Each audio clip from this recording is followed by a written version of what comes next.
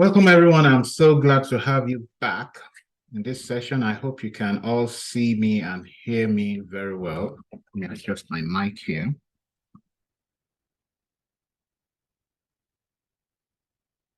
Good evening, Ikenan. So today we are going to switch it up and talk more about a subject that you have a little bit of control over if you know how to play your cards right. And we are talking about referees.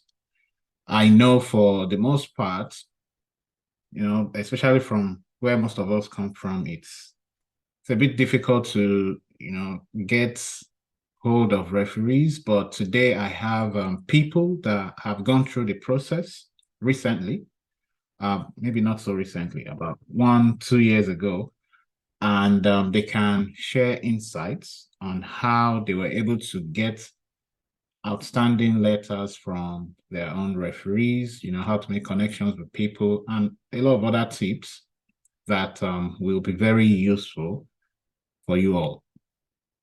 And what I hope that we will get today is, the ideas about what to, pinch your referees to make sure they have in their letters for your grad school application, especially when referees are very important, especially when you, excuse me, especially when you have waivers for maybe TOEFL or GRE, then most of the things that they would look at will be, of course, your GPA, then your reference letters will be very, very important. So that is why you need to take this seriously, because there is really nothing else they can use to evaluate how well you can cope with the rigors of grad school. So like I said earlier, I have two outstanding PhD students. I have Islamiyat Ajelade and Kehinde Ayinde here with us. Islamiyat, excuse me, is a PhD student studying chemistry at Florida State University, while Kehinde is a PhD student in biochemistry, biophysics, and molecular biology at Iowa State University. So I have them with us today, and they are going to unmute and talk more about themselves, what they do, and how they got here, so you guys can understand and maybe get a little motivation from them, because these two guys had multiple offers when they were at this point of applying for grad school. So they have probably more experience than I do when it comes to grad school application, at least very recently.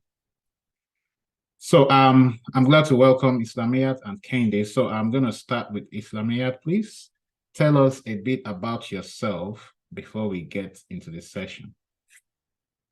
Hi everyone, can you hear me? Can you hear me? Yes. Okay, thank you. Hello everyone. Thank you I'm glad to be here today. I appreciate Dr. Babajike Ojo, who has always been our mentor, and for inviting me to be here again to share how I navigated through the process of getting referees and making sure that they write things that would, present me as a competitive student to the admissions committee in 2021. So once again, my name is Islamiyat Ojelade. I'm a current second year student at Florida State University, and I'm working on energy storage materials, basically lithium and sodium ion batteries.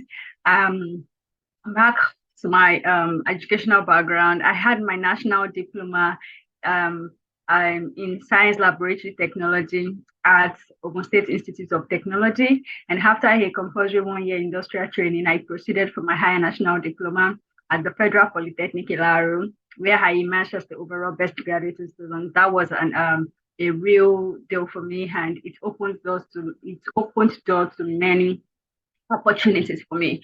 So after my undergrad, I was opportune to they offered automatic employment because I emerged as the overall best graduate student. So immediately after my convocation, I began work as a teaching hand research assistant at the Federal Polytechnic Alarum. As an instructor basically, and I from there and from there I decided I wanted to pursue a graduate degree abroad, and I reached out to some of my friends who were bachelor's degree holders, and when I went through their profile, their every stores, I was like, if they could do it, like I should be able to do it as well. So there was a day, let me say too much, but then like fortunately for me, I met Dr. Babajide Ojo. In fact, the application for Best Man Academy Fellow has ended that year, but I just summoned the courage to, reach out to him, and he was able to accept me into the BA Fellow for 2021/2022. And here I am today with his guidance, with my friends, my folks that are here already with their guidance. I was able to secure several fully funded scholarship here in the United States. So that's all I'll say. Thank you.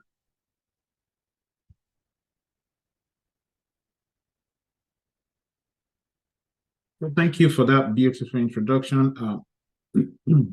I hope, I think one thing that I learned from Islamiyat is, your background doesn't really matter. It's about how you package yourself and present yourself to the professors here. So I hope you learn a lot from her in this session and even, outside this session.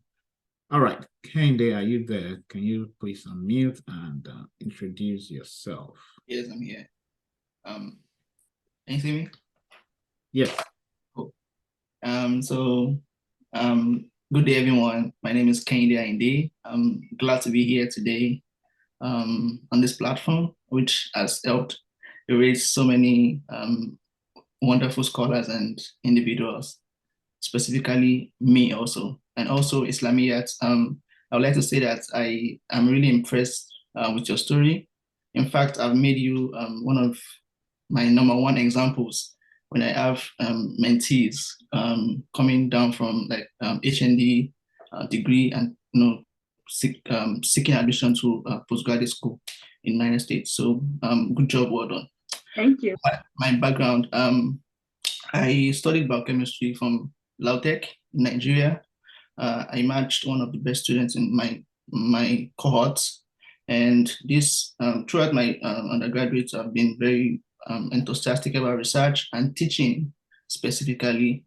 So after during my NYSC, I was a graduate assistant at Ebonyi State University. I was able to teach 1 or 2 undergraduate courses during my time at NYSC. Then I secured a fully funded government scholarship to study my biochemistry at master's level in Brazil.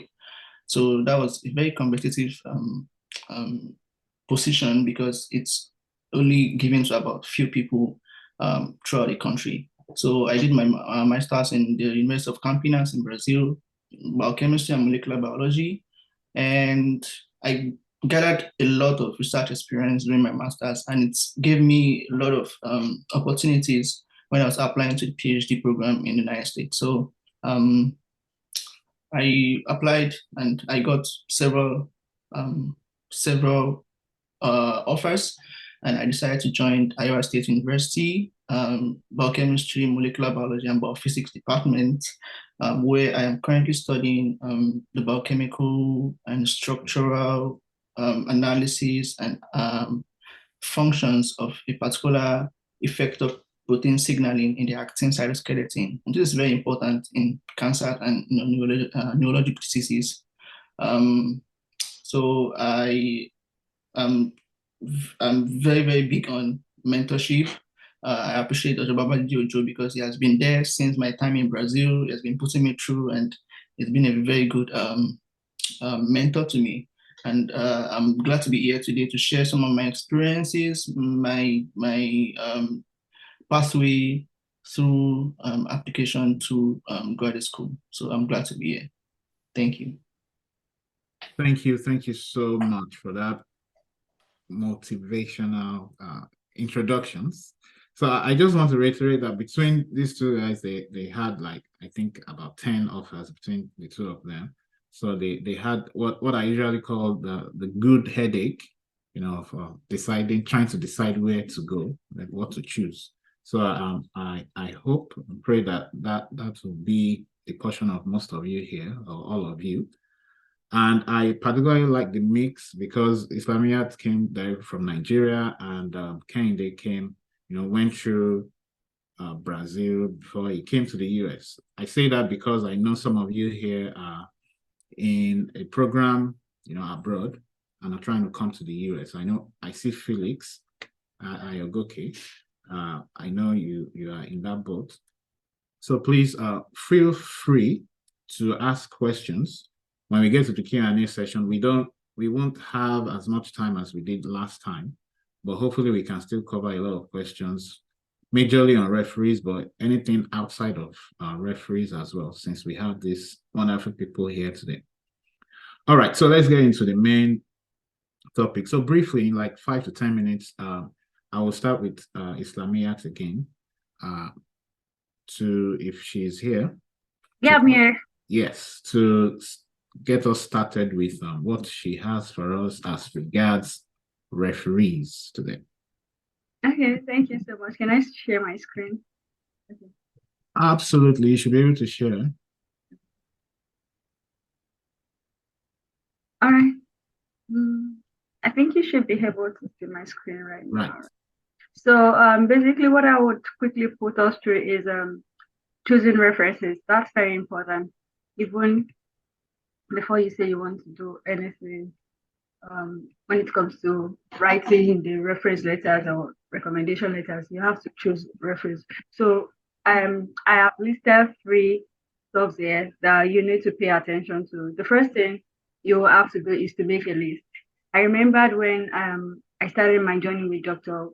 Babajide Ojo, he always tells us to write stuff down, like make a list, be organized to make sure that you're on the right path. And at the end of the day, if you're not going to use some of them, you could remove them out of your list, right?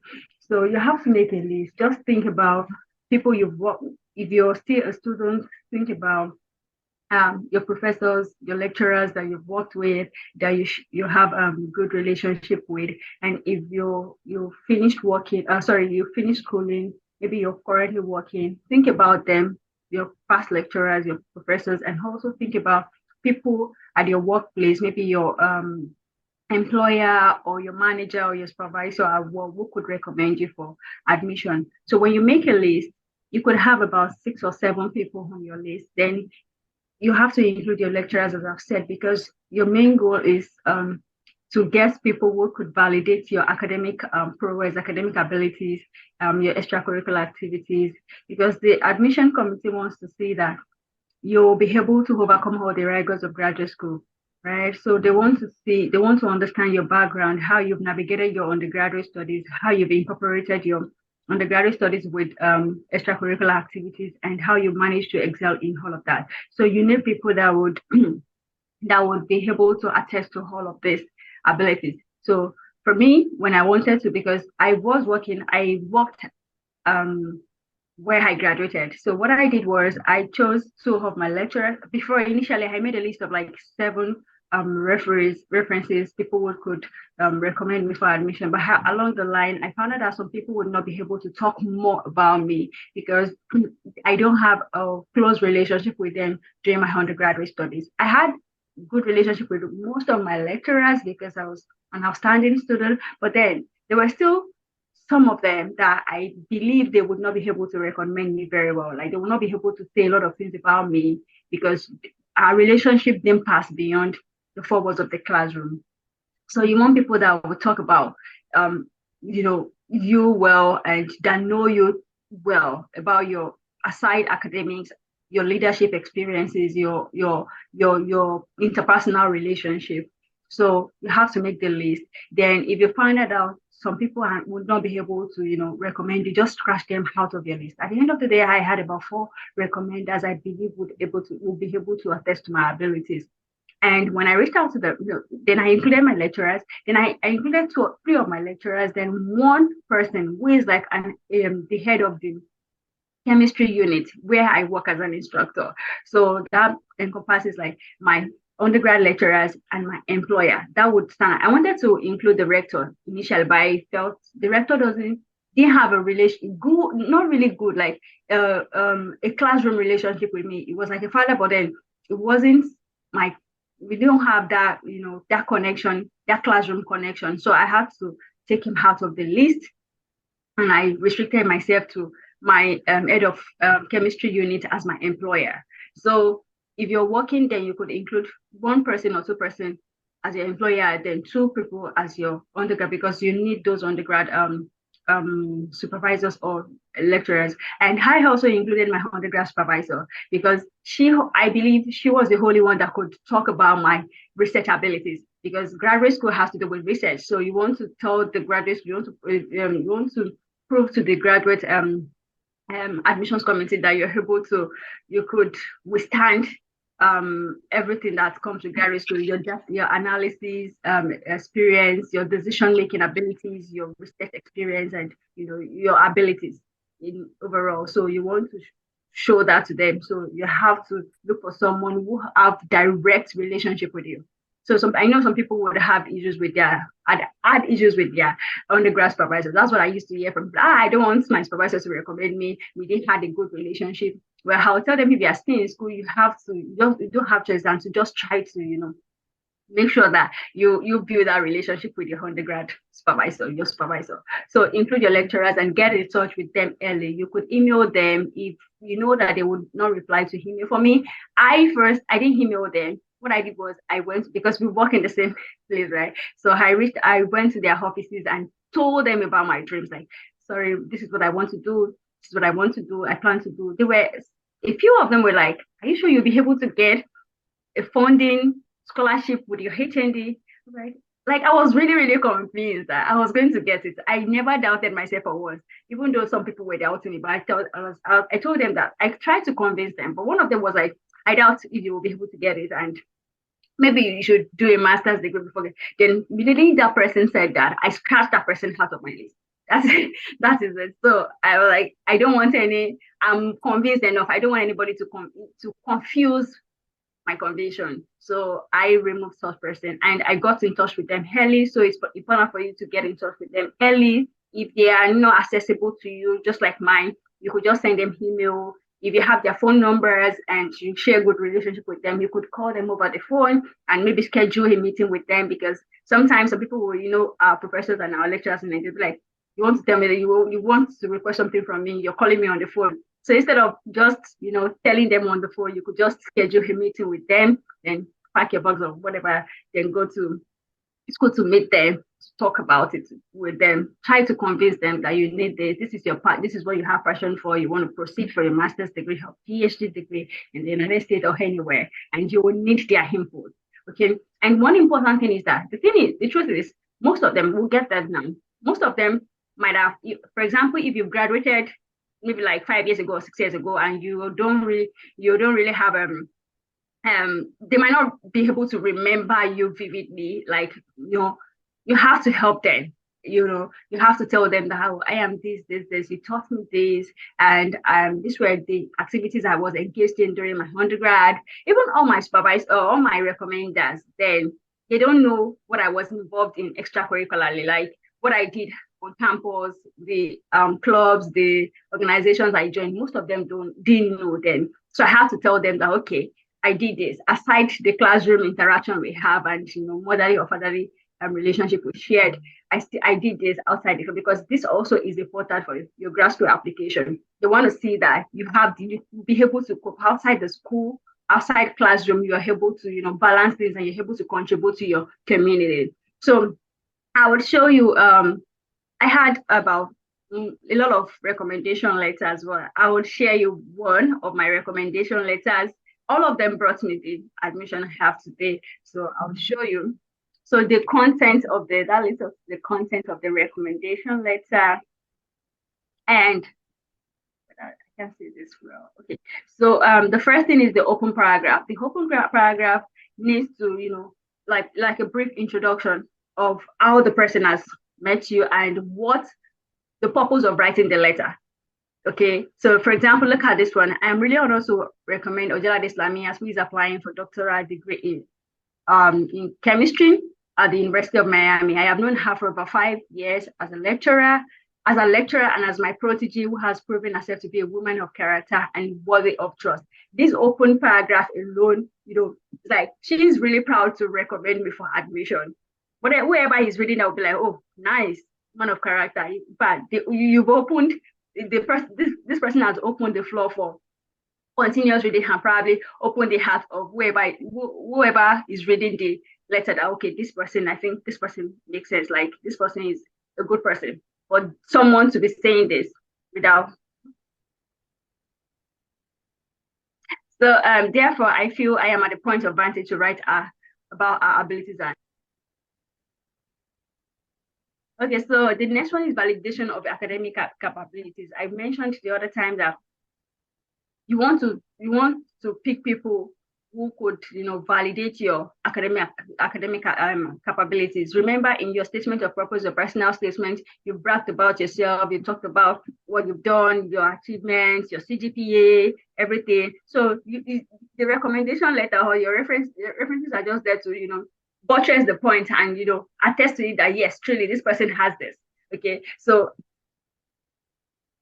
I don't know why this slashes out my laptop. So look at the next paragraph says that Islamic academic performance is exceptional. And my first interaction with her was this. How the person met me. She was one of my lecturers, organic chemistry lecturer. And she also talked about me. She placed the trail and emerged as the overall best graduating student during this. But this person, I remember this person was asking me, like, Samia, when did you emerge as the best overall graduating student? So I had to provide the information that it was during the 32nd Founders Day ceremony and 18th convocation. So you have to, even before they ask, most of them will definitely want to ask that, oh, okay, what did you do during your undergrad? What are you doing now? What do you think I should write? So you have to be able to provide enough information for them that, okay, to them rather, that please, this is what I did, this is what I did, this was what I did. And the person was not my undergrad supervisor. But I told her, and she confirmed from my undergrad supervisor that I led the team, my undergraduate, I coordinated the research team without hesitation. And she also mentioned that I was consistently praised by a supervisor as one of the best students she has come across. So she possesses exceptional leadership capacity, which she demonstrated in both academics and non-academic environments. Then she also talked about my extracurricular activities. I mentioned earlier that they are not only after your your academic performances. They also want to see what you've done to your community to make sure that you're serving humanity. Okay. So I had to talk about this. I told her about my leadership contribution to contributing to initiating an initiative, which is Flying Wings Initiative. Then during my undergraduate studies as well, there was one of my referees that mentioned what I did during my undergraduate studies, where I participated in Junior Chamber. I was the vice president of the Junior Chamber International. I was the clerk of the Student Representative Council. So one of them said that, and the other was like, okay, this was what she did outside school, like founding an initiative that helps students navigate their path in life through mentorship sessions, quiz, debates, competitions, and the likes. And she also mentioned here, finally, that Islamiyah is very sound administratively, and our leadership experience and styles are worthy to be emulated. So the closing paragraph only reiterates what she has mentioned earlier, all the qualities she has mentioned earlier that, okay, yes, all these qualities are necessary for someone who wants to excel in graduate school, right? So I strongly recommend without the slightest reservation. That means like ultimately, with everything I have, I'm recommending Islamiyah, with enormous enthusiasm that Jalal Islamiyah should be considered for the PhD program in chemistry. And I assure you that within the next few years, she will make an astonishing impact while studying in your prestigious university. This is the passion, or let me say, the passion, what the admissions committee wants to see in your reference letters. They want to see that your referees are eager, they are happy to recommend you, and they are saying good things about you. You've bragged about yourself, you might be lying in the SOP, but immediately your reference letter comes in and corroborates whatever you put in your statement of purpose, then they are rest assured that, okay, this person cannot be lying. For this person, about 3 people to be saying these things about this person in conjunction with what he or she has written in the statement of purpose, then you will be a good fit for their graduate program. So basically, you need to, as I mentioned earlier, just to wrap up, you need to make a list, reach out to your professors and maybe your employers as early as possible. And I was able to get handed over for my this recommendation letter. So I was able to read it before they submitted. So you could just request from them that you would wish to have the recommendation letter with you, maybe go through it before they submit it. And on the recommendation letter, they need to, most of my home recommenders, they use a letterhead paper. So on the letterhead paper, they have their contact information, their names and everything. That's why they didn't put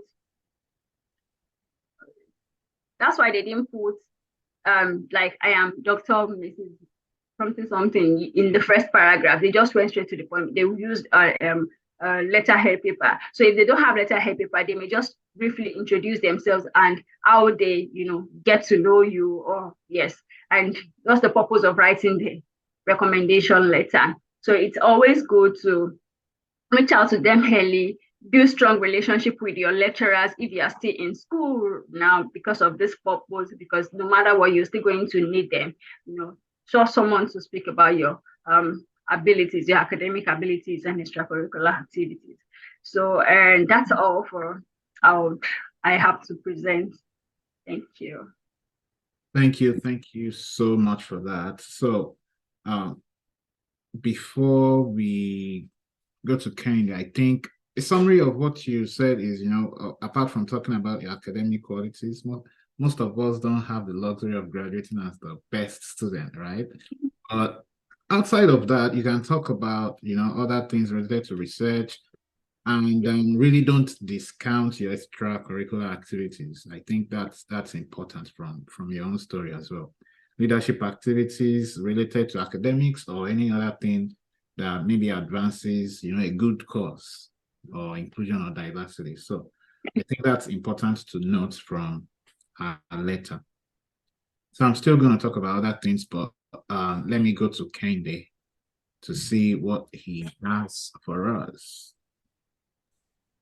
Okay, I'm sharing my screen right now.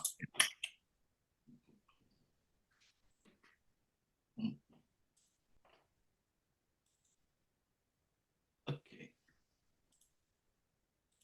So I'll be starting off from where Islamia stopped. She has given a very good background about recommendations, and this coincidentally, most of what I have in my slides also correspond to what she had mentioned, because that shows that when you do the right things, then you are guaranteed a good success. So I'll just quickly brief through my slides here. So how to choose your referees. So I have here that the first and the most important thing is you should have a relationship with your referees. Like people are fond of throwing reference letters to random people, and people that don't even have that ability they don't have the passion to say something about you. So you need someone who knows you, who knows your capability, who understands you, and can say a lot about you. So those people, you have to continue to create a relationship with them. Another thing is that you have to provide them with ample information. She mentioned earlier that some people they have forgotten about you. They don't they no matter how good you are, they have seen more good students, especially if you have left school for a long time. So you have to provide them with ample information about yourself, your CV, your CGPA. Tell them what you have achieved during your time that you have worked together, and tell them about your presentations. Tell them about your special skills, your soft skills that you have. These things are the things that will help them to give you a very good recommendation. Also, you should also provide ample information about the program in which you're applying to your reference, because it shows that the reference letter is not generic and it's not just copied or just uh, copy and paste. So it gives the admission committee the idea that this referee knows this person, knows what this person is coming to do in our program, and they can be able to afford a good reference for them. And also, you should communicate your career goals to referees. So it also should be part of their recommendation. They should be able to tell the committee that this is your goal and this is what you are, happy about. This is what you are enthusiastic and excited about, and this is what you want to lead your career life into. So these are the things that will help you choose your referee and help your referees also to give good recommendations.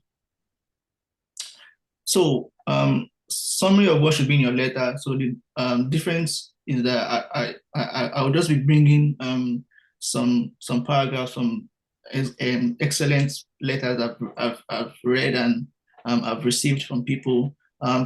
First thing is that referees should communicate their relationship. Islamia mentioned it earlier also. They should communicate their relationship with you and why they are in the best position to give you a recommendation. This is very important because you know, the other aspect of your application, you are the one in charge of it. Of other aspect of your application, you are the one that wrote your SOP, you are the one that wrote your CV, you wrote your research experience and everything. So the application admission committee in the United States, they are very, very big on recommendations because they want to see you from another person's perspective, especially an expert, somebody who is in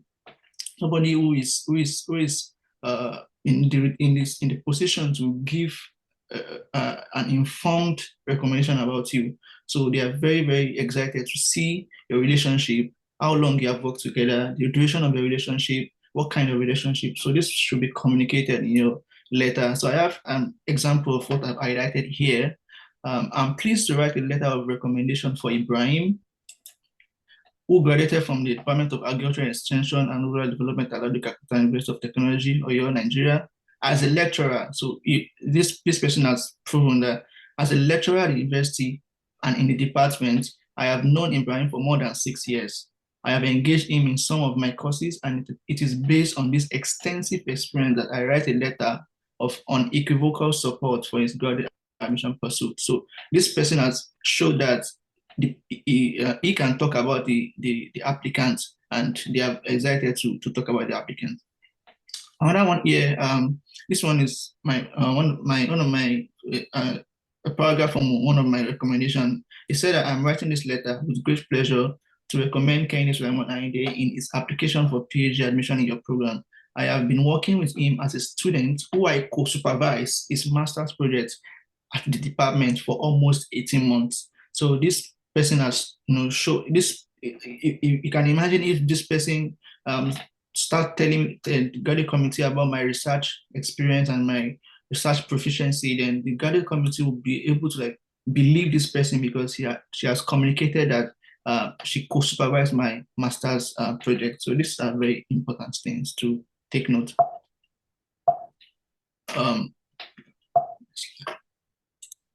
So just to reiterate, the previous slide is just two examples. Yeah, just two examples. Yeah, I just introduction. Okay. Yeah, I just brought examples of what I'm hammering here.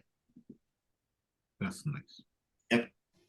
So I also read a very interesting one. It says, it is indeed rare for me to come across students with the requisite skill sets and outstanding research capabilities that Abib exhibits on a daily basis in my laboratory. So this person now is recommending somebody for admission to the PhD program, and they are telling them that doing their master's research in their laboratory, they are trying to communicate their relationship with the applicants. So as such, is a clear and demonstrable asset to the field of biochemistry. So you can see it talks about their masters, how they end their degree in biochemistry with first class honors, and how they have joined their lab and what they are coming to do. So these things are very important. The next one also said, I have known him for more than 7 years since his undergraduate years in environmental biochemistry. I was his lecturer and research supervisor, and until date, we have maintained a healthy mentor-mentee relationship.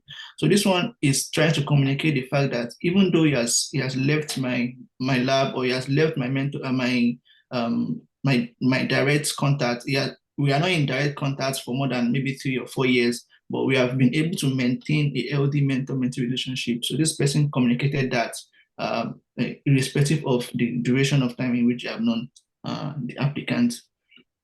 Therefore, I am a witness to his training and development in becoming a brilliant graduate of biochemistry. So these are interesting and very exciting things to communicate in the reference letters. Also, they should also be able to communicate your expertise, academic, moral, social achievements. It has been mentioned earlier by Islamiyat also. These people should be able to tell the graduate community why they think you are the best for this application. You are the best for this position, and you should provide them with things that they will say. For example, your academic prowess, your moral characteristics, your social achievements, your extracurricular activities should be something that should be mentioned in your reference letters. For example, this one, it says, Mr. A graduated in the first class, the highest obtainable grade for a bachelor's degree with honors.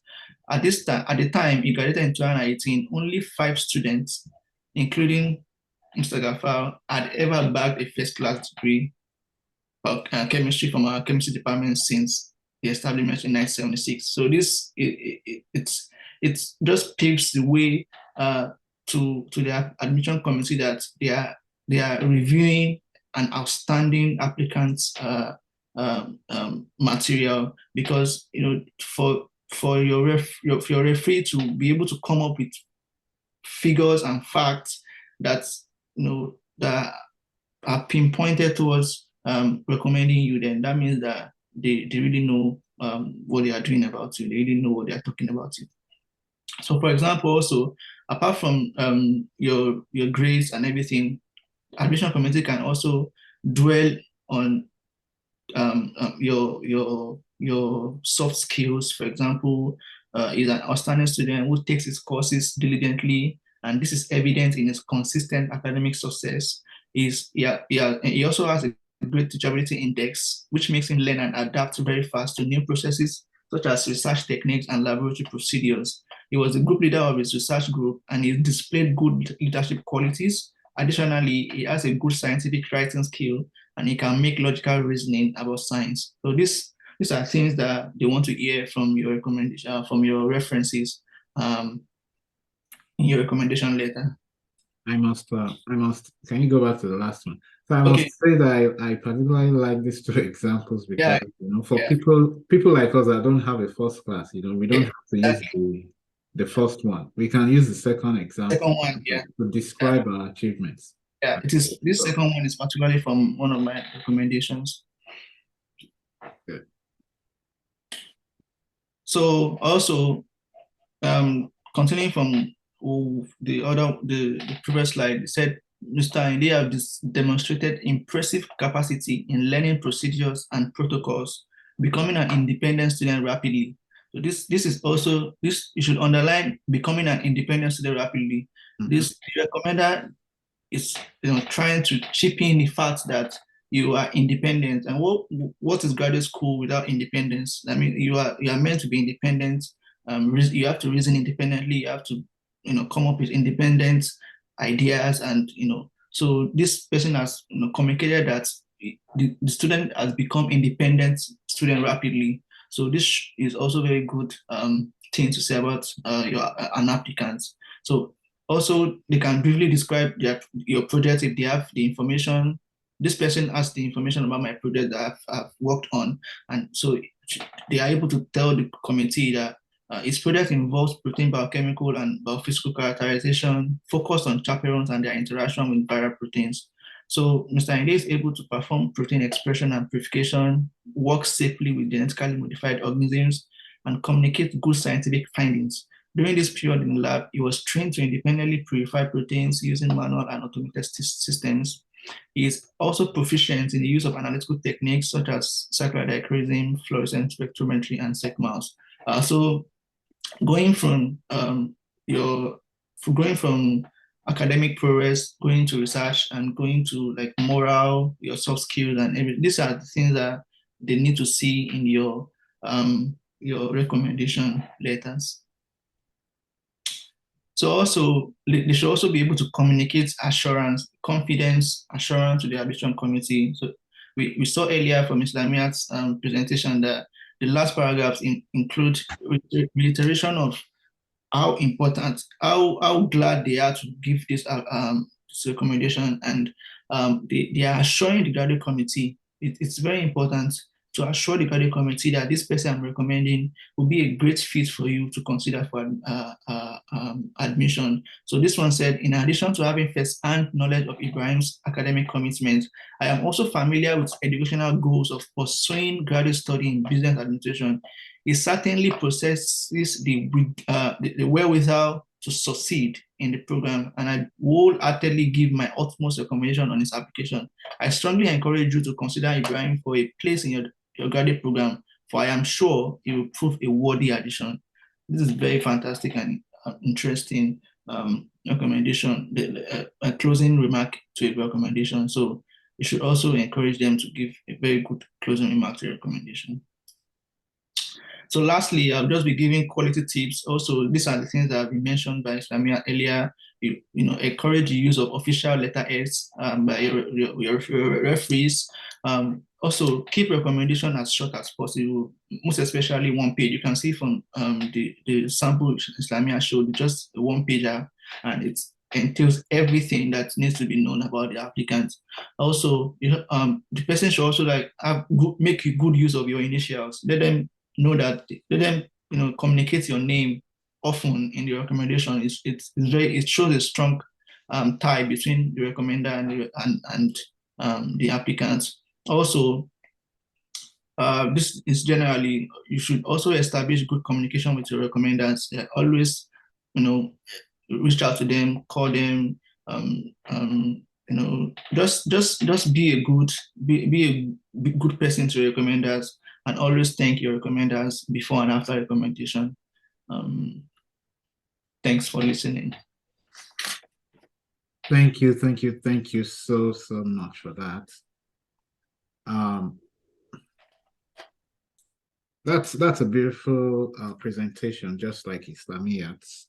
I just want to reiterate some points. So I had a lot of things that I kind of have some interplay with what I was planning to present. So I'm not going to repeat most things. So intentionally cultivate the relationship with your lecturers. If you don't have it, start texting or sending emails to them right now. So maybe pinch them and start developing a relationship with them, because it's important. So according to just touch on some of the questions we have in the chat, I was going to talk about them anyways, but it is okay to maybe request or offer to provide a draft, okay, if it's going to be faster or easier for them. So you can when you make that request for a letter, you can say, I'm happy to provide my CV and a draft of the letter, of course, that you can edit if that would make the process easier for you. So you can say something like that, okay? So that, personally, I prefer that if you can draft something yourself, that they will have to look at it and edit before they put it on their letterhead and submit for you. So with that, you can try to make sure that some of the points that we are talking about today are in that draft of your letter.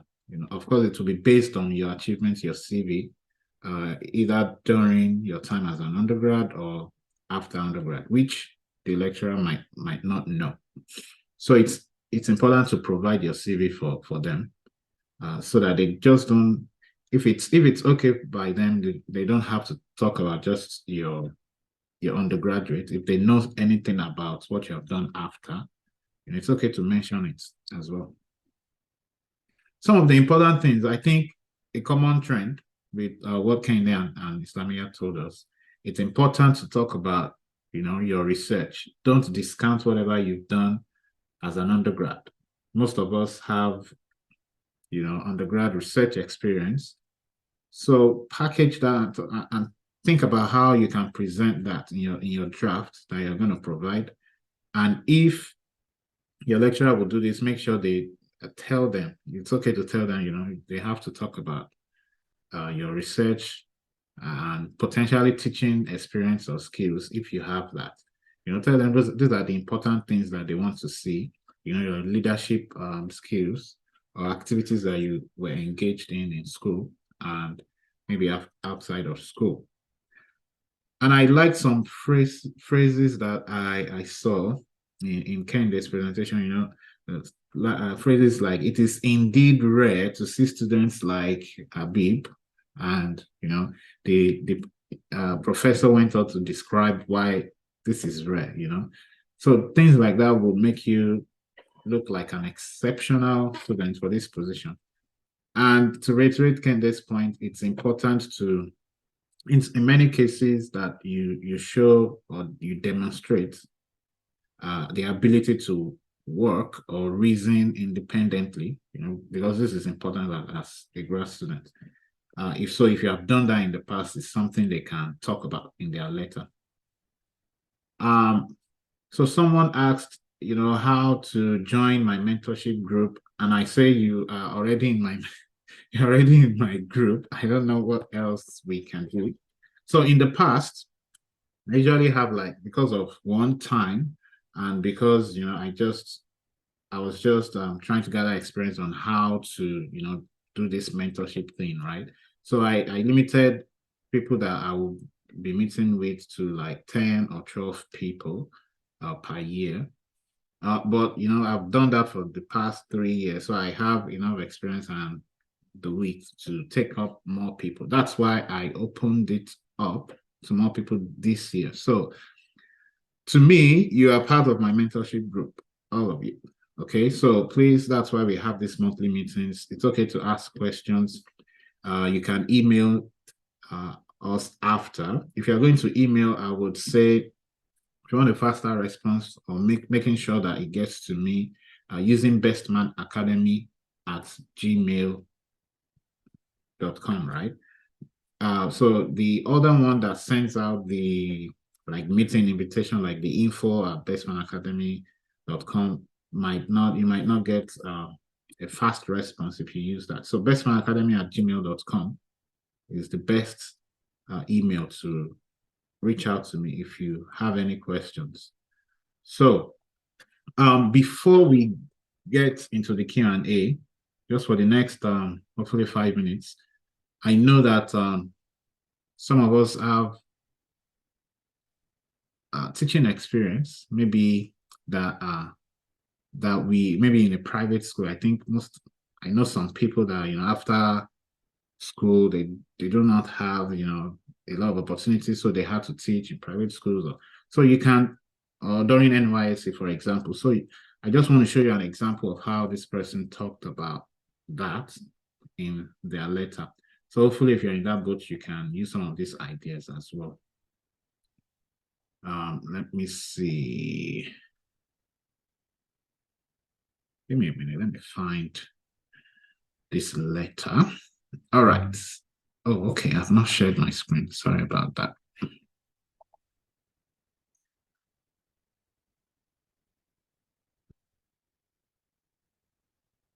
All right. This is an example of a letter written for a PhD biomedical science.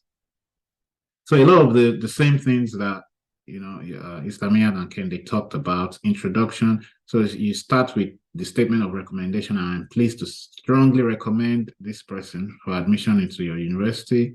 Then a brief introduction of that person, right? So I said here, establish a connection with the applicants, right? So during this time, I have had interactions with this person on both an academic and personal level, so I can speak to both things.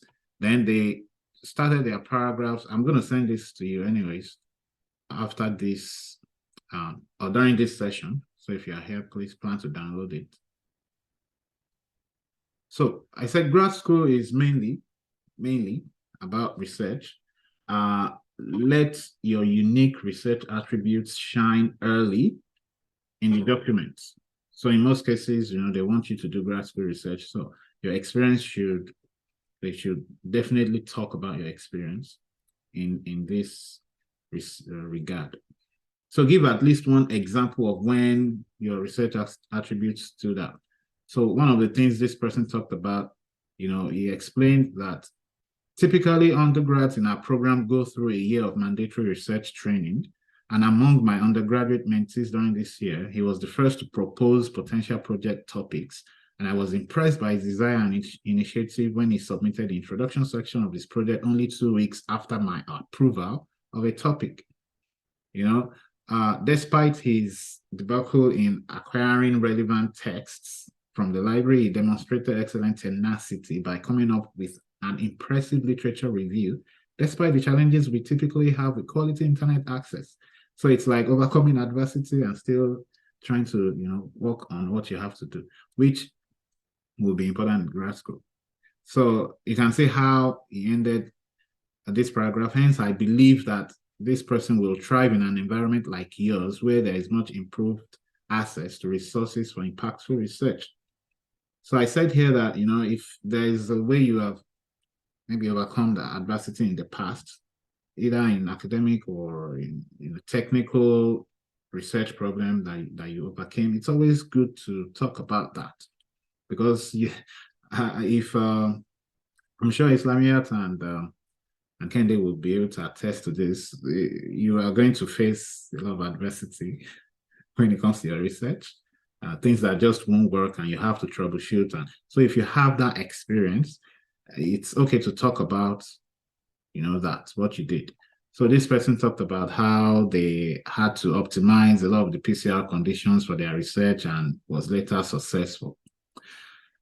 And, in research, honesty is very important. And, upon close observation, I noticed that this person is careful in his data collection practices and is honest with data reporting, which is a critical attribute for the responsible conduct of research. Okay, so any professor will want someone that is honest in what they are reporting, right? And finally here, if there's any ongoing work under preparation, okay, if there's any ongoing work under preparation, it's okay to mention it. So we are presently developing a manuscript for his undergraduate project. If it's already submitted and under review, make sure they talk about it, because you may not have the publication, but the fact that you are doing this and your referee actually mentioned it may give you extra points in terms of your writing skills. But if you already have that publication, then you replace this with that publication. Of course, I'm not saying you should write it exactly like this. These are just examples of how to describe your experience. Okay. Now, teaching for most programs is something that will be needed by the PhD student. So you would have to be a TA at some point. And I mentioned here that, research communication, let me start with this sentence. So if you have been to any conference or symposium or even your research seminar, they can talk about it.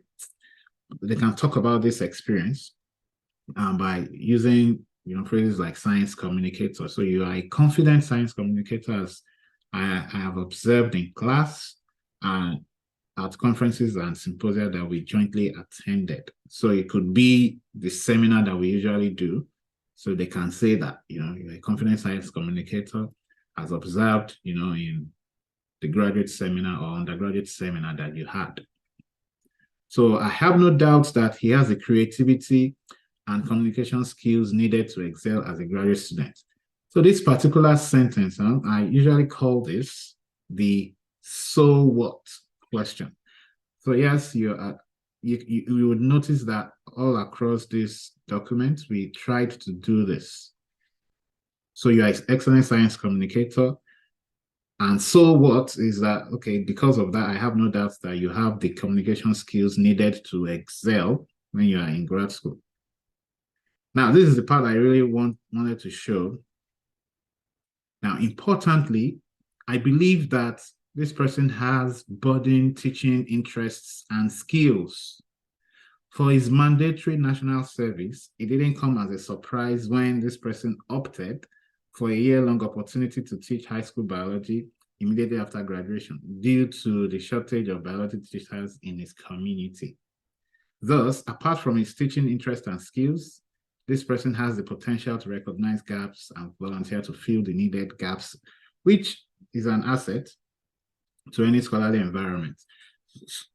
So I know, I particularly like how this person put this because sometimes it's not optional, right, to teach, but this person kind of put it in a way that it was my choice to do that. We don't know what the exact situation is, but the fact that it's your choice to do some teaching because you're interested in that, that might give you extra points in terms of your interest in teaching.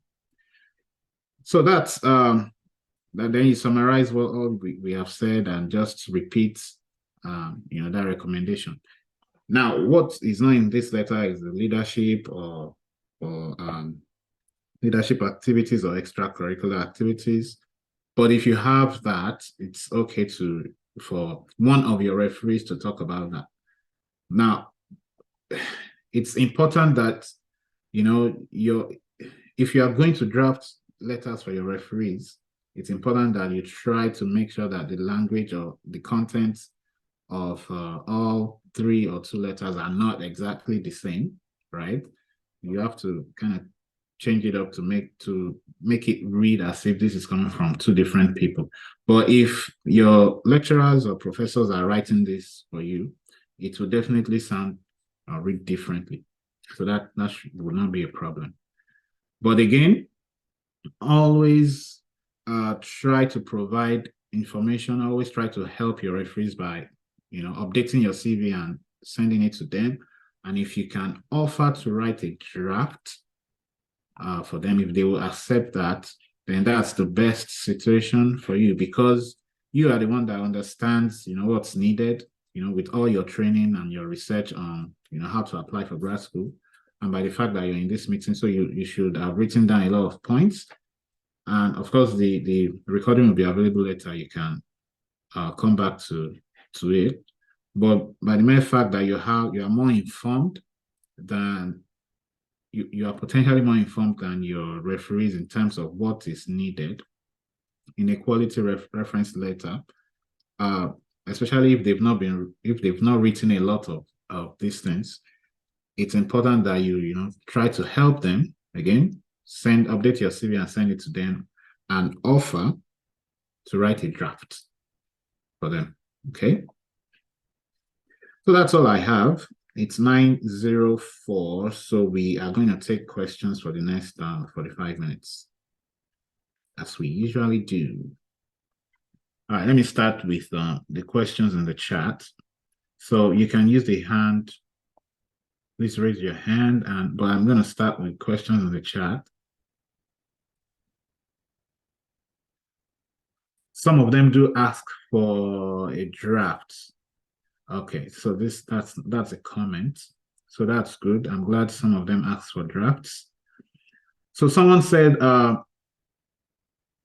some referees go as far as providing their email login details for the students.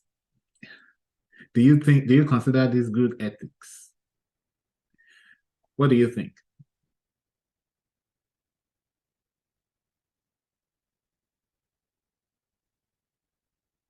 We can't hear you, you're muted. So I would say that for a reference to provide their login details to you, it means they really trust you. That's what I believe. They trust you, and But then you still have to, and maybe due to the workload they have, you might not be available to write recommendation letters to you every time. So one is that they trust you, and the second thing is that you should be able to do that if they are willing to give you their login details. And you and the reference should talk about the recommendation letter. Don't exceed whatever you both have decided to use. For example, you should draft the letter together. Maybe after drafting, he or she edits it, and that should be the concluding part of the recommendation letter. So whenever they get email regarding them providing recommendation letter to you, you could just go into their email, then upload the recommendation letter. So I believe it's just like it's a matter of trust, and they have confidence in you. So I don't think it's a bad idea. Good. So yeah, I mean, for me, I think it's a good thing. I would be jubilating if I had that opportunity. So, Yeah. yeah. So that's nothing to worry about. So next question, please can we get a recorded version? Surely you will. I'll be glad to join your mentorship group.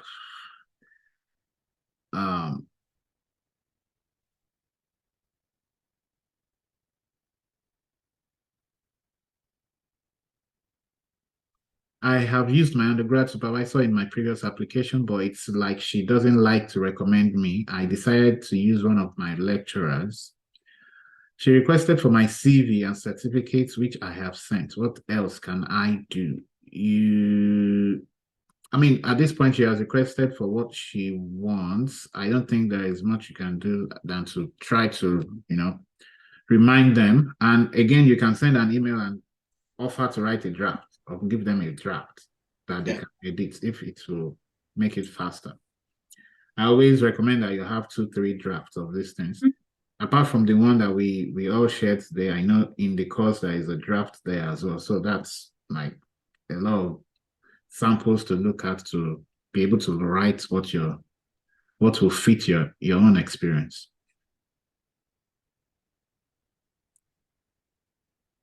So the font size does not really matter. It's all about the content. I think typically people use between 10 to 12, right? Maybe Times New Roman or Arial. I was first talking about my recommendation letter. Mm-hmm. I had to shrink it on the PowerPoint slides. I guess it's about. It should be like 12. Yeah. Yeah. So again, the number of pages does not matter. It doesn't matter. I had 2 pages, then 2 1-page. Right.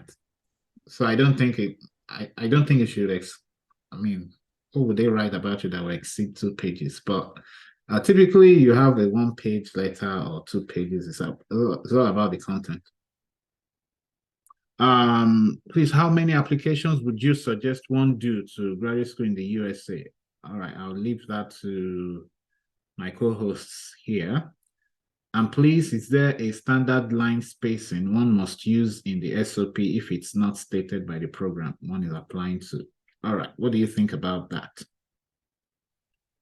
Okay, so regarding the number of applications, so that's is subjective to the applicants, because you no matter how the admission process is vague, you know your capacity, you know your strength actually, with what you have gathered in your materials, you know your strengths. So this will be able to give you the idea of what are the options I want to explore. For example, this question is dependent on how much you even have to apply, one, how much you are willing to request for waivers and how much waivers you have gotten. And also it's also determines about the kind of program you are doing. Where do you think you want to get into, and where do you think is, I'm sure you all know that you have places where you want to get into, they are your top places, and you have places where they are like shock absorber, like places that you want us to apply so that at least I can get into this program if I don't get my top choices. So it's just dependent on you. You don't have to apply to 200 universities, and because some people have applied to more than 20, 30 universities. I applied to 7. I was going to rephrase that and say, how many did you apply to and Okay. how many offers did you get? Yeah, I applied to 7. I got offers to 4, and I almost got into 1. So how many did you get any waivers with that? So I wasn't applying for waivers because you have money. Yeah, I was earning doing my master's, so Was in and Brazil, I was yes, so, now I really had my savings for my applications, and yeah, so by the first week of application, I already paid all my application fees. So I was doing, yeah. So you applied to 7 and you got 4. How about Islamia? Can you? So how many? Okay, sorry. did you advance? Initially, I had a list of like 20 schools to apply to, so I started removing some that matches according to what in addition to what Kenya said. So it depends on how your top choices, your priorities, then your ability to have money to pay the application fees, and also if you get waivers. So for me, at the end of the day, I applied to about 10 schools, all of them with the application fee, except Florida State University, which was $30. So and maybe that's one of the reasons I'm here. I don't want my $30 to go to waste. So Florida State will, I don't think they waive up. No, they never did. They never. They would always tell you that $30 is cheap. So why should they waive it for you? So, but I got application waivers for about $120, $150, $100. So I got application fee waiver for all the schools except Florida State. 10 schools in total, and I got into 7 schools. Yeah. So it doesn't matter the numbers of schools you apply to. Yeah. So let me do a follow-up question to that, especially for Mia, Islamia. So how yes, it's been long you called me Mia, actually. I know I wanted to keep it professional here. So. All right. So when it comes to getting waivers, so how did you approach that? Just for the sake of people that are here. Okay. If you can recall, what you typed or something, it doesn't have to be exactly, but how did you approach it? I think there's a format too on the Udemy for BA. Yeah, I think I have a format, but I'm not sure it's there. The format. So basically, I just introduce myself. I am Islamia Tojelade, a prospective student to this department. I'm eager to apply, but due to my family current financial situation, I am unable to pay the application fee.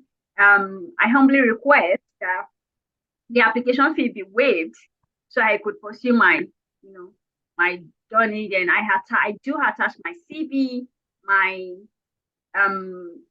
evaluation report, my statement of purpose.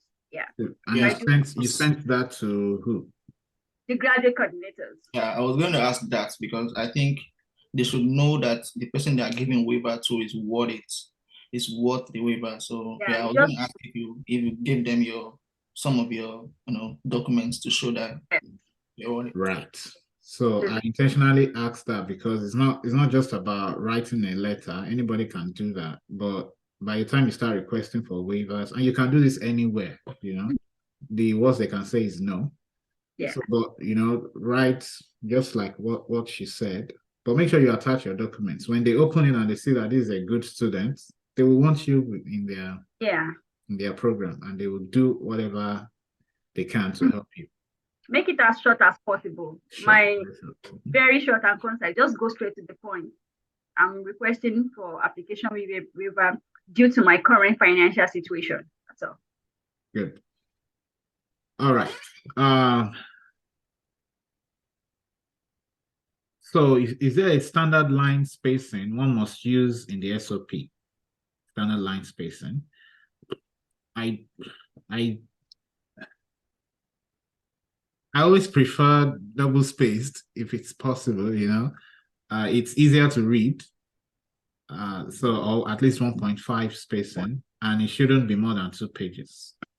Yeah. Because when I open your documents, even for me that I'm not a professor and I see 3 pages, I'm like, he's gonna read all this. They don't have the time, Yeah. so keep it as short as possible, not more than 2 pages, except they request more than 2 pages. So that's so let me try to fast track the questions here. When will the recording for the last session be placed on YouTube? All right, so I only played the section because we had like a 3-hour session last time. I don't think I'll have time to edit and put that. But if you can send me an email, I can just share the link and you can go through, there will be a lot of gaps and everything. So you can but I usually for YouTube, I try to edit, remove all gaps, but I don't have the time to do that for a 3-hour video. I'm sorry. But send me an email and I know some people did that and I just shared the recorded Zoom link with them so they can watch it on the cloud. But this one will be short, so I can quickly do this and edit and put it on YouTube. Can one submit more than 3 recommendations to a school?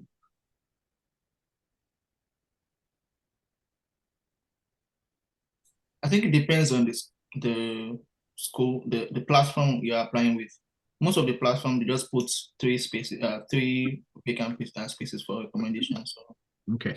unless you want to mail your recommendation like through not email, through the mail to the And that would be expensive. yeah, to be expensive actually. Yeah, You don't need more than 3, I believe. Yeah, 3 should be fine.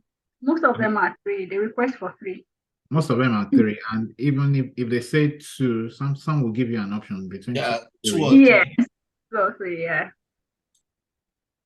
If you can still do 3 in that situation, that's okay, even if it's optional. So, what if is it compulsory for referees to use institutional emails? Yeah. Even there are some platforms that would not accept Gmail. Like when you're putting in the email address of the recommenders, it won't accept it. Yeah. To only accept an institutional email. It's strongly recommended that you use an institutional email because I guess one reason is that some just decide to create a new email for the purpose. Nigeria people so they are just trying to make sure that everything people do that. Yeah, you can even create email in the name of somebody that is prominent and say that the person is writing the Exactly. So institutional email is strongly recommended. Yeah, okay. So bottom line is try to get them to use their institutional email. Okay.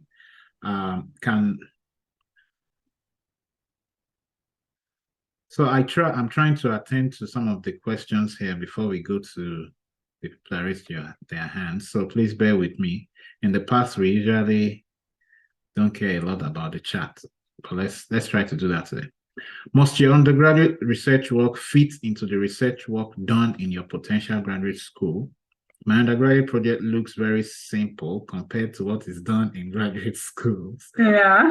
My disadvantage of this application. No, it's not. Because I remember that I worked on environmental chemistry related project during my undergraduate studies using extracting wax from cassava peel, which is an environmental pollutant. Right now, I'm working on lithium-ion batteries, solid electrolyte for lithium and sodium-ion batteries. Batteries, basically, anything batteries. How do but there's one thing, there's just a connecting line, which is to, contributing to energy storage materials and basically climate change. Okay, so it doesn't have to be the same at all. Yeah, most of our research will be simple in Nigeria. Yes. Very simple. Research in the US it's an vigorous. So I also believe that why we should have a research there is not because to tell them you know how to do this or no. They just want to use to communicate that you can reason about science, you can make scientific deductions about science, and you have a little bit of experience in what it means to do research, even if it's just doing litmus paper tests and everything. But I mean, you can do it and you can record your findings. Yeah. You know what it takes to ask a research question and to collect data, to interpret the findings, to write, things like that. If you have that basic, then they can work with that. It's all about how you present it, in my opinion. And I think we've talked about that. So it's not a disadvantage. Do you suggest using a professional recommendation in a place of not getting response from an academic recommender? All right. Any thoughts on that from your work or? So I think it's important to have at least one academic, recommender, because that's really what you are. I mean, I can't even think of a field that wouldn't need that. So at least one, regardless of how long you have been away from school. So at least one, then maybe the two other people can be your professional. So it's important to get at least one. I'm struggling with my Zoom app. Yeah, the recording will be available. So please bear with me, the people that are raising their hands. Is it advisable to add one research grant on SOP? So you have a research grant. I think that's what that person meant, right? To add a one research grant. So maybe you have a research grant. Is it advisable to put it on your SOP? Yeah, absolutely. That's wonderful. That's not, a lot of people don't have that. Yeah. So so your SOP is where you brag about yourself. I always brag about people like yes. That's what I'm saying. So I've always been telling people to, because that's what I learned from you. Brag about yourself. Sometimes when I read some statement of purpose, the next thing I say is, you didn't brag about yourself. You need to brag. You have to brag. As a Christian, I when I read my Bible, I see Jesus walking around with 12 disciples. What do you think he's doing? Yeah. One is walking around with 12 people. I mean, that's cool. So you have to special. That's a great one. Having grants is a great one. Mm-hmm. Yeah. Even this day and time now, you are even competing with Nigerians even better than you are competing. I tell you. Yeah. So kindly share the email address. So I'm going to type that in the chat. Best Man Academy. This is sorry for people in this meeting. academy@gmail.com. That's the best contact to reach me directly if you have any questions. Not the other one, info. That goes to other people. All right. I think I'm going to. What advice do you have for someone who went through an open university without a direct contact with an academic staff? But I do have a good number of years of working experience in my field.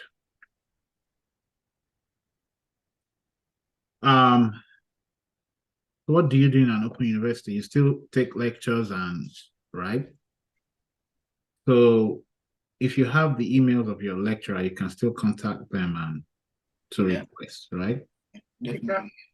The mere fact that they taught you something, it's something they can still provide some recommendation for you in that regard. So don't be scared to reach out. All right, let's go to Olalekon online. Can you please unmute yourself? I saw one very interesting important question. Oh, okay. Was one of the recommender be a prof or a doctor? This has been a very common. It's a common question people ask. That some people they tend to be looking for 30 professors from Nigeria, and that's really like difficult for people to get. So it doesn't matter the rank of the person recommending you. So far, the person has that capacity to talk about you. You don't have a problem. I've had people like Mr. recommend people. ordinary may say I've recommended people and they have gotten positions. So it doesn't matter the, the rank of your recommender. Yeah. Yeah, I would say if you can get at least to one, as long as at least one of your lecturers, even if they are not doctors or professors yet, they can establish that they have closely observed you in some capacity in the past, either as your teacher or something. So they don't have to be a prof, just have to be a good letter. That's the most important thing. All right, but if you can get profs, absolutely. All right, so considering the important role plays in grad process, are there components of the LOR that greatly authenticates the LOR? Say letterhead and signature. Of course, letterhead and signature authenticates it. Coming from an official email, like your school email authenticates it.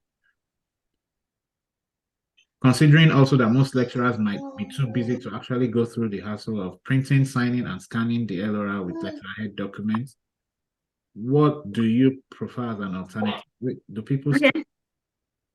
Yeah, go ahead. So for me, I didn't even have them to, print.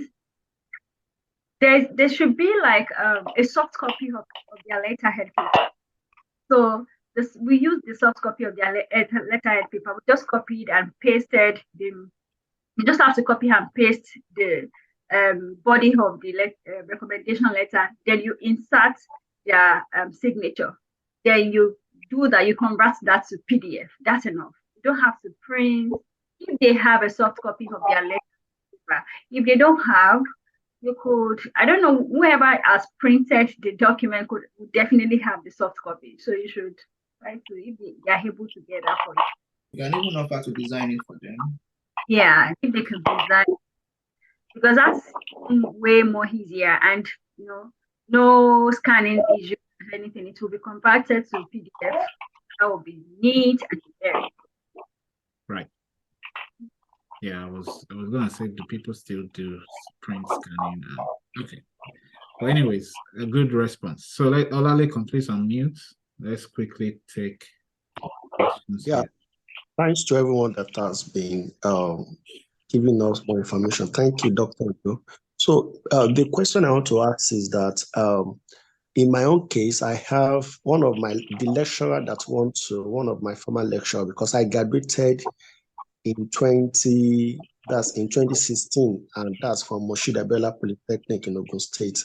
Now, the lecturer is no more in Mapole now. He's now in a university in Ogun State. So can that person be my recommender using his, the lecturer is now in Olabi University, and that person still use Olabi University letterhead, letterhead and normal the letterhead, the Olabi University letterhead paper, and do the normal recommendation. So that's just my own concern. So I want to know if that is valid enough.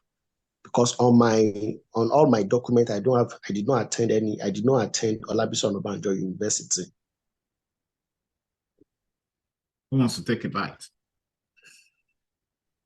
Well, I don't think that's an issue because the professor migrated from one polytechnic to another university to a university. It doesn't really matter if he uses his current letterhead paper. The only thing he has to do is when he's establishing your connection with him in the letter, he needs to state that while he was working at the Moshood Abiola Polytechnic. So it depends on how he establishes your relationship or how he met you. So that will be included in the letter of recommendation. So the letterhead does not really matter. And since it will state that while I was working hard, so that's enough. You don't have to be concerned about it. It's not an issue at all. I don't think it's an issue. Spot on. All right, thank you. Right. Thank you. Of course. All right, Temitope.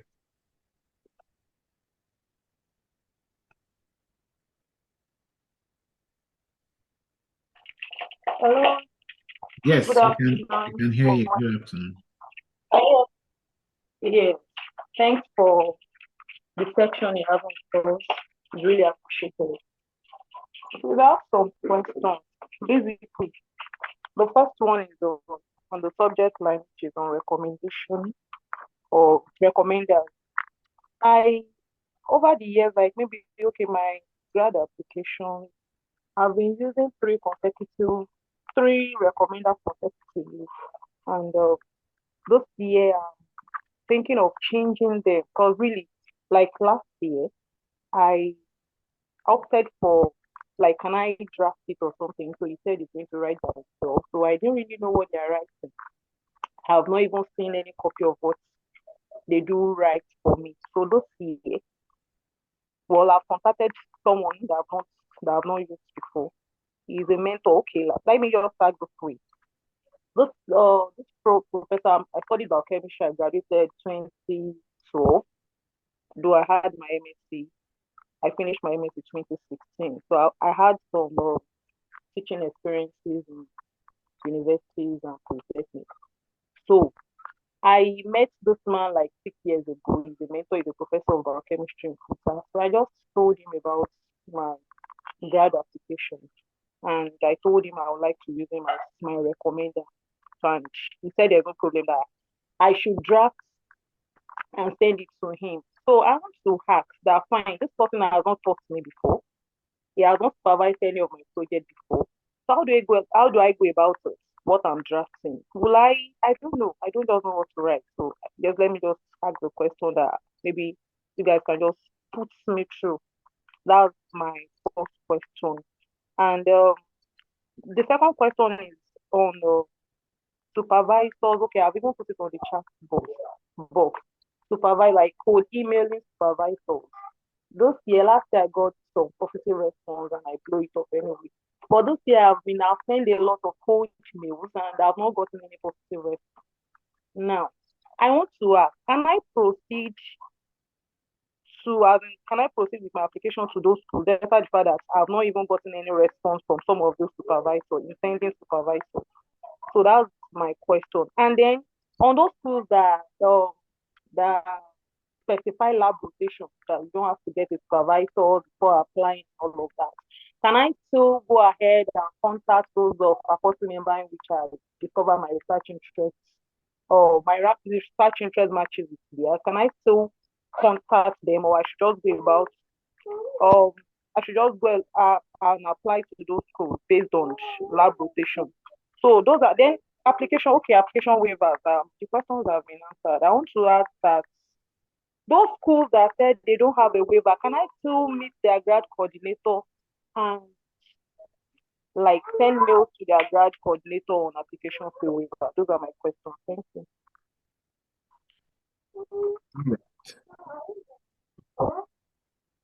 So, did you get the questions? So the first one was about getting a recommendation from a lecturer that didn't really teach you. So what do you think? Did you have that experience? So I personally don't have the experience, but I know people who have gotten recommendations from people who they don't attend class with them, or they are not their supervisors. So what should be the main focus of the letter should be majorly the impact, how you have become a great maybe researcher or a great graduate of that particular course. You said you have a teaching experience. That's a very interesting thing to be in that letter. That okay, as a professor in this field, I've met this person, and this person have showed good teaching experience over the years and blah blah blah. The person have taught these very challenging courses that it shows that you have the person can tell about your skill. So another thing is, if you have publication, the person can also talk about your publication, like okay, this person did this work, and this is very important to the field of biochemistry in this in our locality or in our country, or stuff like that. So you just have to package what you have in order to suit that intention in which you want to get through in your recommendation letter. So if you think about these things, you are the one that know your strength and your weaknesses and everything. So if you think about your strengths, how you can sell yourself, you can use it to gather, enough convincing paragraphs to show so that your recommenders will show that you have they can really tell something about you, even if they have not taught you or supervised anything about you. So I think it's something you can do, especially when you are blind towards your other recommenders, which I find very unfortunate because at least you should know your recommenders are writing good things about you. It's not uncommon that recommenders write bad things about people in their recommendations. I've seen somebody like a live witness of person whose supervisor, wrote a negative thing in your recommendation for them. So it's an opportunity for you to to get like to take charge of at least one out of your recommendation. Know that this recommendation is saying positive thing about you and is writing good things about you. So if you have the opportunity, just make sure you package it well. Think about these things, your teaching experience, your maybe publications, and what you are currently doing and everything. Make sure that person talks about it, and the person is a professor of biochemistry, then the capacity to talk about any person who have graduated in biochemistry in that country. So best of luck with that. Yeah, it's something that you can do. It's achievable. I would say the only thing that would be different from the traditional letter will be how that person will establish that relationship with you. I think that's the only tricky part. Every other thing will be the same. And my advice on that, especially now that you will be the one to draft the letter, which is great. So you can do something, something like we usually do for the NIW. So a language like although I don't have a direct, I've not had a direct, in-class mentoring relationship with Temitope. I fully understand the rigor or the excellence it takes to acquire the accomplishments that she has had in this field. So I feel qualified to talk about, things like that. So make it clear that although I don't have this, but I understand as a professor of biochemistry, I understand the rigor and excellence and the tenacity it takes to have had the accomplishments that Temitope has in this field. Then you go on and just talk about every other thing like a normal reference letter. So it's just establishing a relationship. And because that person is a professor in the field or a lecturer in the field, it's still legitimate. It's still gonna sell. The other question is you have had no replies to your emails. Can you still apply? Or in places where they have lab rotations, can you still reach out to them quickly? Do you have answers to that? Okay. As far as I know about biological sciences and chemistry department, when they tell you that you're going to do lab rotation when you are admitted, honestly, there's no need to send emails to supervisors, because even if you send emails to supervisor, when you resume, you're still going to do lab rotation. And when you do lab rotation, you may not even be interested in that lab again. That's the truth. So I don't think it's necessary for you to send email again if you're going to do lab rotation. The only focus should be on how you get that admission. How you package yourself for that. Exactly. How you package all your application materials and make sure that everything is competitive enough for you to get into the program. And then for schools, for most chemistry and biochem, I don't think you need to reach out to professors. Trust me, because they would not reply you, because they also rely heavily on the lab rotation and to catch up good students, best students during the lab rotation process. So I don't think it's necessary. If you're lucky enough, you might get a response, and but then you'll still have to decide whoever comes into the lab. Because I remember Michigan State University, that was my first and only code email to professor. Michigan State University. He was willing, we already had interview, he was willing to accept me. But I don't know how I didn't get into the program. Maybe I was not fit enough for the school. So I didn't get into the program. And at some point, the professor stopped talking to me even before the admission decision was made. So later I inquired why he didn't get back to me, blah, blah, blah. Then he said everything depends on the admissions committee. So it wasn't even in his own, even if he says he wants a student like me, he still has to depend, he could not recommend me for admission. Only few schools that has chemistry and biochemistry department requires professors' recommendation for admission. So they don't need professors to recommend you for admission. The admission committee will do their work holistically on their own without involving other professors. Yeah, things are changing a bit regarding how they make decisions. I know when I made the course about 5 years ago, that was the hot thing then. But because of just the sheer number of people that are reaching out to professors, they are devising new ways. Though it doesn't hurt to reach out to them, but I usually say, I mean, even if you don't get a reply, if you are confident that you meet the requirements, just try to apply. If you can get a waiver, get a waiver. And I think there was a question on the waiver too. Sorry, doctor, there's an exception to that. Except the school specifically or the department specifically state on their website that you must get a supervisor before applying. So for that school, if you don't have a supervisor, please don't apply at all. Yeah. But if they didn't say it, so I have similar experience. I got a supervisor and I couldn't get into the program. It was at UT Southwestern University Medical School, and so they are drifting away from one person just admitting a student into the program, because at the end of the day, it's not about the supervisor again and you. It's about the old program. So they want to make sure that the person they are admitting is somebody that is recommended with consensus from the committee. So you don't have a problem. If you don't get replies, just come up with a very good application materials and send your application. If you're outstanding, you surely get the offer. So don't bother about that. Yeah, getting a waiver. So I think if the school does not have a waiver, you can still reach out to the graduate coordinator of the department. Yeah. I think that's the recommendation I even have. Mm-hmm. Going through the whole graduate college.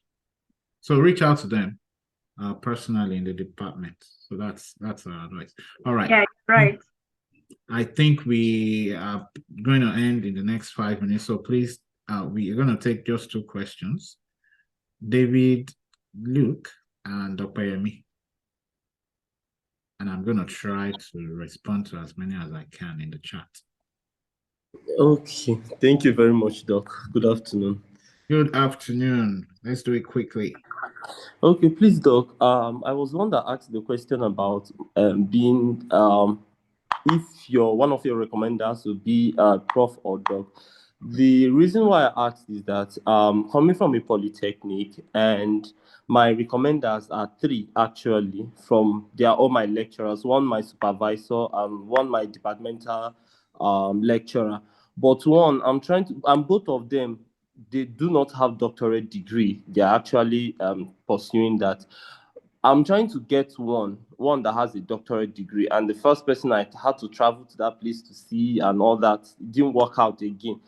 I'm using another person, and it's just like those ones are very busy and they don't tend to respond as the other ones do. And I have another person that willingly do it. He does not have a doctorate degree as well. So if I use 3 of them, it's just going to look like Mr. That kind of a thing. I'm feeling it's kind of low. So I want to know your take on that. That's one. Then secondly, on this right, while you're applying, I want to know if the best thing to choose while applying, like your right to waive your recommender, should I waive should I waive the right or should I not waive the right? I don't know if you get, like, while applying, you see a place, they will say, right to waive your recommender. We can I can't say the English at least now. So if I should choose to waive or not to waive, that's the two questions I have, Doc. Thank you. All right, quickly, the first one using Mr. Of course, it might not. If you can get one doctor or one prof, that's great. If you can't, what can you do? As long as they are your lecturers, right? Yeah. As long as they can establish that relationship that they are your lecturers, that's okay.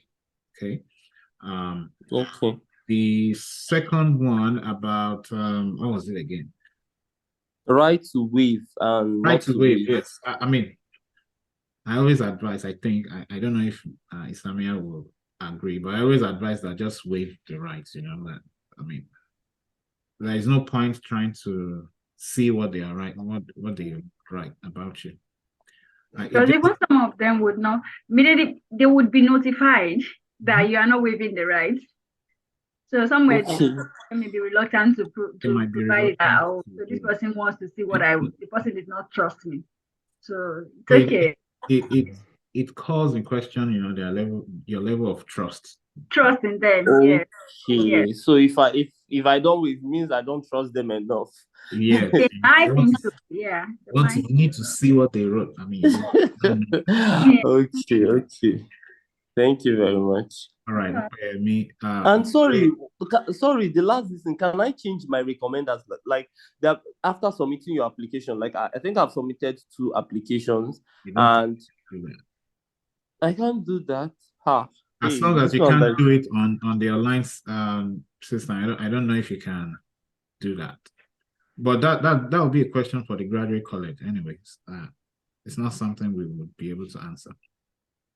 Okay, thank you very much. You're welcome. All right, last question from Opeyemi. I'm sorry for the others, please. We won't be able to take questions. We have to go. Send your questions to email. Yeah. So, but we'll take Opeyemi. Yeah. Hello. Can you hear me, please? Yes. I think you've been raising your hand. Okay. Thank you very much. Thank you for the session. So my question is, okay, I requested to give one of my recommenders to kind of create a draft for him so that he can probably just work on that, or as well providing my academic CV, but none of my request was admitted. But I just saw that he sent my recommendation already. And this person, I didn't really have that very close relationship with him. So I'm not even sure of what I have in his recommendation letter. So do you suggest I should keep that type of recommendation or I should just leave it? Whoa. Okay. That's hard to answer because we don't understand the extent of your relationship. Do you think so? This person really has your. Why did you approach him? Yeah. What's it? Why did you approach him in the first Why did you approach him? Yeah, that's a very important question. Why did you approach that particular person in the first place? And before I left, he was a junior lecturer, and now I think he's now a senior and a bad PhD. So I was like, it would be a good thing to recommend me. But I have other recommenders too, whereby I request to create a draft for them. Probably they were interested, and I sent my CV as well. But for him, he doesn't even like maybe what I've been doing presently after school, so as maybe to include my interest, my my future goal I have. So just to So this study person, together. my understanding is you sent your CV, and after a while, this person has your CV, then he sends the recommendation letter. No, I said the ones I used in the past, the recommended, one of the recommended I used in the past, that was what I took that step. I sent my CV, I created a draft and I worked on that. And but for this, it didn't like it's just a random something or just a normal generation. So I don't even know what could be there. Oof. And he I don't know if sent my it co-host already. will agree. My first reaction is just don't use this person, because that's not if this person doesn't have a conversation with you, they don't know you. Yeah.